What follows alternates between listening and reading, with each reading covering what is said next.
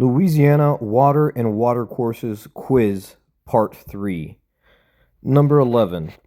Any patent or transfer issued by the state of Louisiana that purports to include navigable waters and their beds is considered A.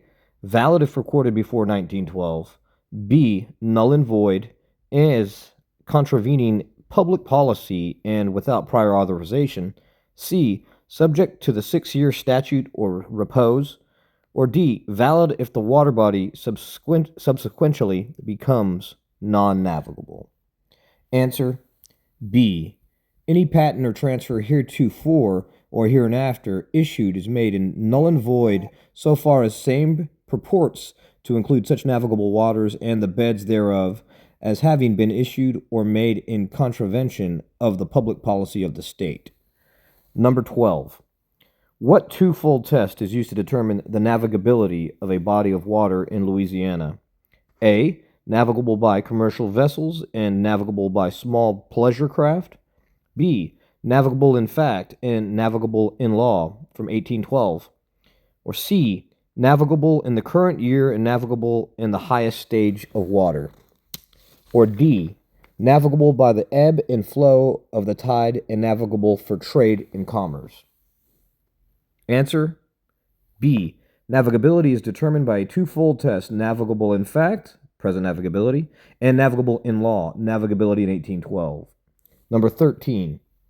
A river is considered navigable in fact if it is used or susceptible of being used in its ordinary condition as a highway for commerce.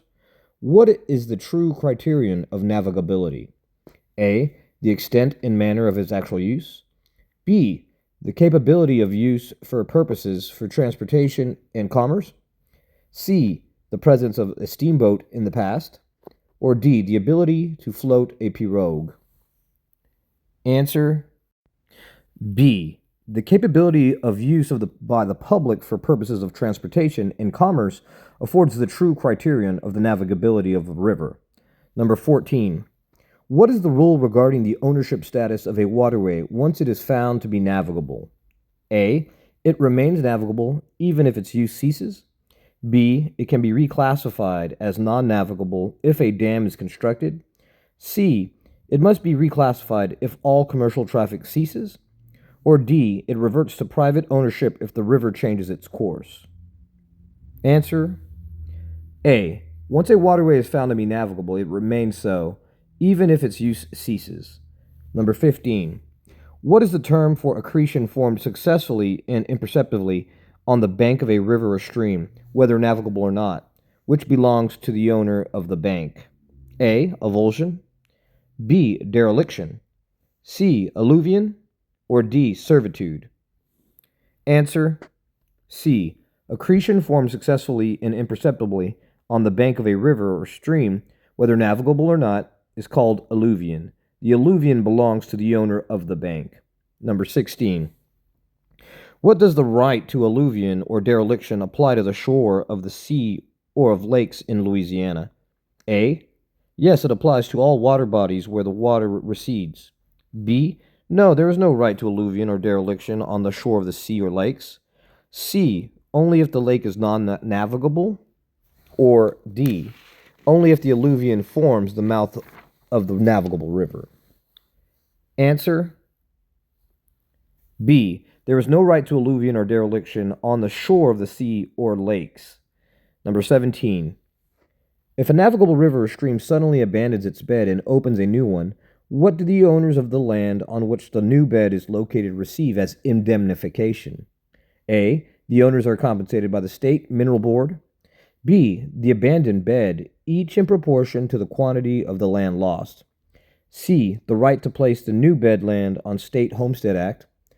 Or D. The mineral rights for the new bed. Answer B. The owners of the land on which the new bed is located shall take by way of indemnification the abandoned bed, each in proportion to the quantity of the land he lost. Number 18. What is the key factor in determining if a natural water body is a lake, where accretion rules do not apply, or a stream, where accretion rules do apply? A. Historical designation in official maps. B. The absence of ebb and flow. C. whether the water is used for commerce, or D, consideration of several pertinent characteristics, including size, depth, banks, channels, and current. Answer D. The test to distinguish rivers and lakes must be based on a consideration of several pertinent characteristics, including size, depth, banks, channels, current, and historical designation. Number 19. Under what condition may a private canal dug on private property become subject to use by the general public? A. If the canal is wider than 60 feet. B. If the canal connects to a navigable body of water.